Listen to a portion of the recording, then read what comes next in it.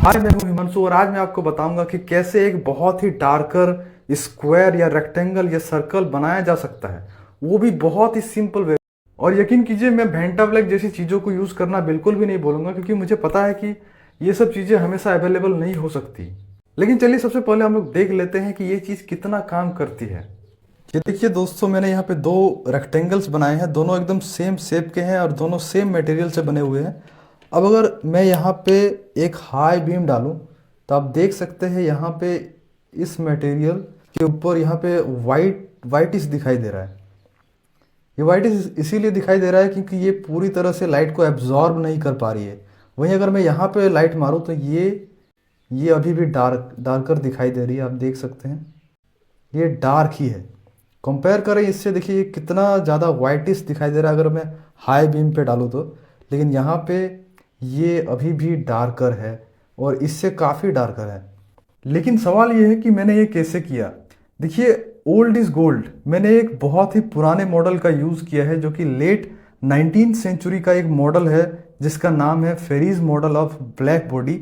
दरअसल फेरी एक उस ज़माने के फिजिसिस्ट थे जिन्होंने ये मॉडल दिया है। और ये मॉडल कुछ ऐसा काम करती है कि एक हॉलो स्पेयर लिया जाता है और उस पर एक छोटे छेद से लाइट को डाला जाता है और वो लाइट उस स्पेयर पे टकरा टकरा के ख़त्म हो जाती है, यानी एब्जॉर्ब हो जाती है। इसीलिए लाइट बाहर नहीं आ पाती है। लेकिन मैं इससे ज़्यादा थ्योरी पे नहीं जाऊँगा क्योंकि मैं जानता हूँ कि आप बोर हो जाएंगे। अब मैं सीधे आपको दिखाता हूँ कि ये मॉडल कैसे मैंने कॉपी किया है और कैसे मैंने बनाया है। तो दोस्तों, सबसे पहले मैंने यूज़ किया एक प्लेन वाइट पेपर का, लेकिन इस पर मेरी लाइट इतनी इंटेंस ही नहीं थी कि ये अदर वाले रेक्टेंगल को वाइटिश बना सके, इसीलिए ये काम ही नहीं आया। ये बेकार हो गया मेरे लिए, कोई काम की नहीं है। फिर मैंने यूज़ किया एक ट्रांसपेरेंट प्लास्टिक का, लेकिन ये भी कोई काम में नहीं आया।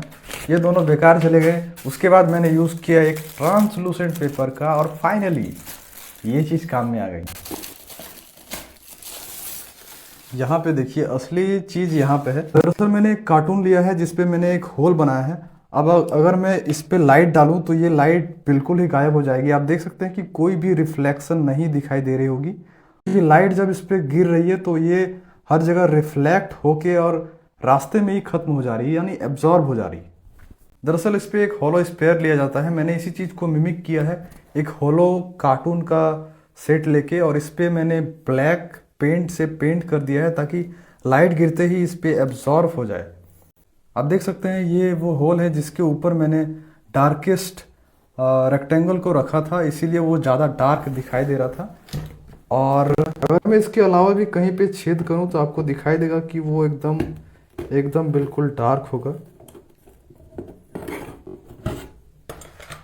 मैं यहाँ पे कोई भी होल कर दूं लेकिन ये डार्क ही दिखाई देगा, क्योंकि लाइट इसके अंदर जाने के बाद बहुत सारी रिफ्लेक्शंस कर रही है और वो रास्ते पे ही एब्जॉर्ब कर ली है। एब्जॉर्ब होने के लिए ब्लैक पेंट इतनी भी ज़रूरी नहीं है, लेकिन इफ़िशियंसी लाने के लिए ब्लैक पेंट का यूज़ किया जाता है। दोस्तों, इस वाले ब्लैक बॉडी को बनाना बहुत ही आसान है और चीप भी है। लेकिन एक रिमाइंडर है, मेरी चैनल पे पड़े पड़े कुछ वीडियोस आपका बेसब्री से इंतज़ार कर रहे हैं। अगर आपको कोई भी वीडियो यूज़फुल लगे या फिर इंटरेस्टिंग लगे तो आप ज़रूर जाके देखिए। मिलते हैं आपसे अगले वीडियो में, तब तक के लिए सब्सक्राइब जरूर करना एंड जय हिंद।